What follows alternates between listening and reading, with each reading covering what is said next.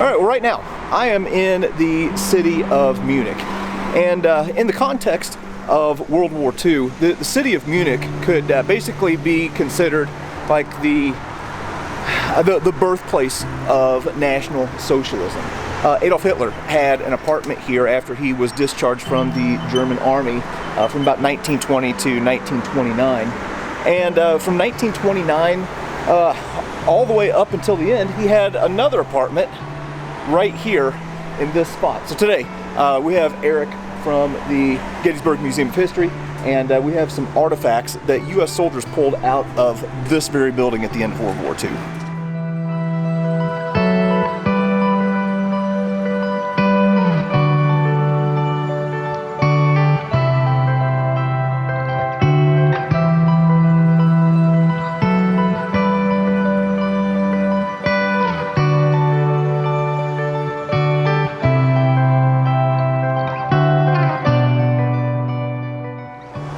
So again, what we are looking at is the second apartment that Hitler would have resided in during the 1920s and 1930s. As I mentioned, he moved in late 1929 and really was here until he took power in Berlin, and didn't really live here too much after that. But there were some historic things that happened here.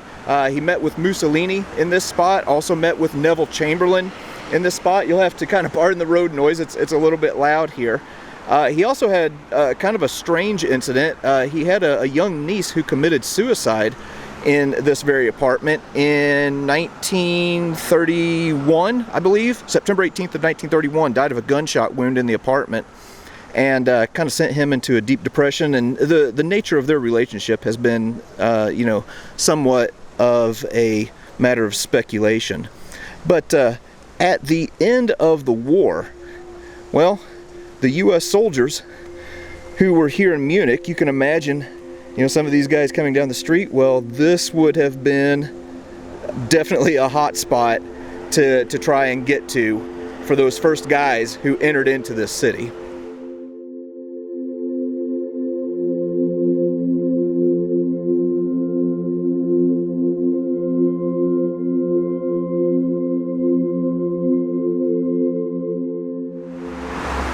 So I'm at Adolf Hitler's apartment, and on the series American Artifact, we have brought a lot of artifacts back to their origin spot, and I always get excited when I do that. And I thought it would be really interesting to bring some of the items that were taken from Hitler's apartment back to the spot. Now, we have not been able to gain access to the building. We've tried to do that before, and it's a working police station, and they just said it's impossible, and it's especially impossible right now to film inside. So we're going to stand out front, and in 1945, elements of the 42nd Division got here, and they went through Hitler's apartment, and they took several items. And our collection at the Gettysburg Museum of History has several items that were taken out of Hitler's apartment that belonged to Hitler. And we featured some of those in previous episodes. Now, there's also a law in Germany that prevents you from exhibiting the Nazi symbol in public. So the items I chose to bring back to Hitler's apartment were his medals from World War I. There are 2 known sets of Hitler medals that I know of. I've personally examined both sets, and I'm going to bring them out now. This is his World War I Iron Cross First Class, and this is his World War I Wound Badge in black. Both of these belong to Adolf Hitler, and both of them were taken out of this apartment in May of 1945.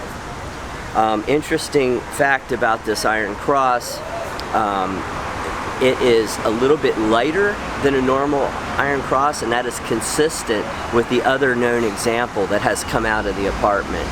Like I said, I handled both. Both were weighed, and they weighed within a fraction of a gram of each other. Now, why would Hitler have a lighter Iron Cross? Well, he originally wore this on his brown shirt uniform, and that uniform, it would go on a pocket, and it would pull forward. The weight of an iron cross, it's made out of silver and iron, is very heavy. And so he had a specially made version that was extra lightweight.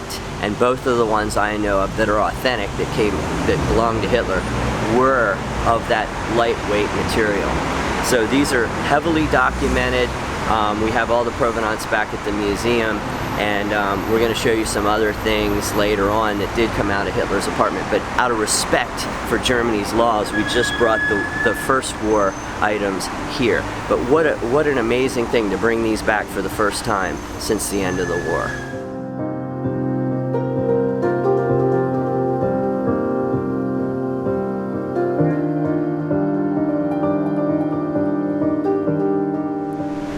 Alright, so those were just a few of the items that came out of this very building at the end of World War II. Now, as you can imagine, if you were a young U.S. soldier walking these streets there at the end of the war, getting into Hitler's apartment and getting some of his stuff, that would have been top priority for some souvenir hunters. So there were a lot of things that came out of this building. So we're going to jump back over to the Gettysburg Museum of History and take a look at a few more artifacts that came out of this very place.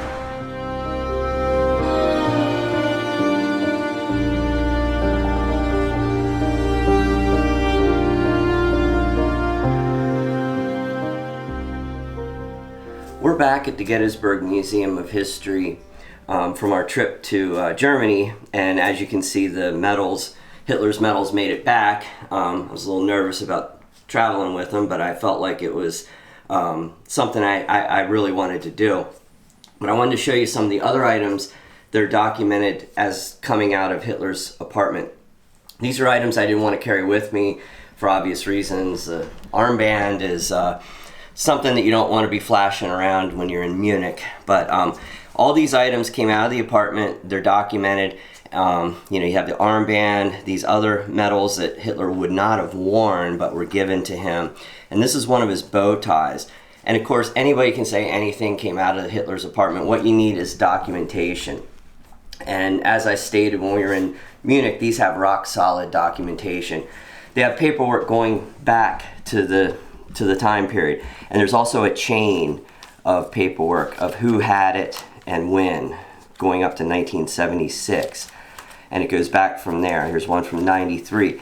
So when it comes to these items, and unless it has provenance from the people who were actually there and it goes back to the date of when it happened, it becomes unbelievable. You know, people say, oh, how do you know it's Hitler's? Well, we have paperwork, very believable paperwork from the people that were actually there. I always say provenance is only as good, or the item is only as good as the provenance. And the closer the provenance is to the actual event and the people who were there, the better it is. And this is about as solid as it gets. Now I want to show you another piece that came out of the apartment that came from a separate source. This is Hitler's shaving mug.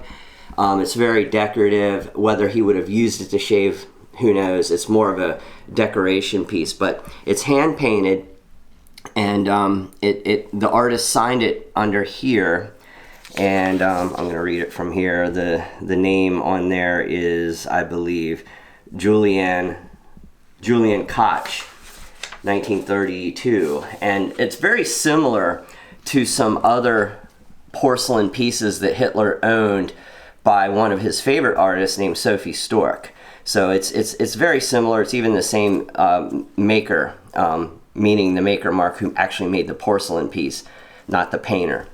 But the thing about this is this shaving mug from Hitler's apartment came from probably one of the most well-documented and best collections of Hitler items that came out of the apartment. Lieutenant Philip Ben Lieber, he got some of the best items, in my opinion, out of Hitler's apartment, historically best. He got 2 uniforms, he got a set of drafting instruments, he got a portrait of his mother, and he got a bunch of other smaller items, and probably the only known Hitler hat, a visor hat, and his blood order number 1, numbered 1. Hitler got the first one. So that's like one of the highest awards in the Nazi party. But he also got this, and it is documented from the Lieber collection. And again, the Lieber collection goes back. I mean, there's newspaper articles dating back to the 50s. There's letters that he wrote home to his parents right after in May of 1945. So this is really well documented. There's even a letter when he was trying to figure out who made this, and he was inquiring about this, and he writes about the maker mark on the bottom and sent this letter. And there's affidavits and everything. And the Lieber collection is really interesting because it changed hands. There was some legal battles and everything. It was auctioned and it went into a big collection. And very recently, most of it was sold through Andreas Theus's catalog. He sold the uniform and the hat. I was lucky enough to be able to examine the hat and uniform at one time right before it was sold, and we didn't get those items. They went for over $1 million, but we did get this, and this was not sold through Andreas Theus. It was sold through another source. But again, these kind of items that came out of Hitler's apartment, unless they have rock solid documentation, they're unbelievable, you know. So these are some great items from the apartment. Again, I wasn't going to carry this into Munich with us, but I want to show them to you and put them in with the other items that we brought with us.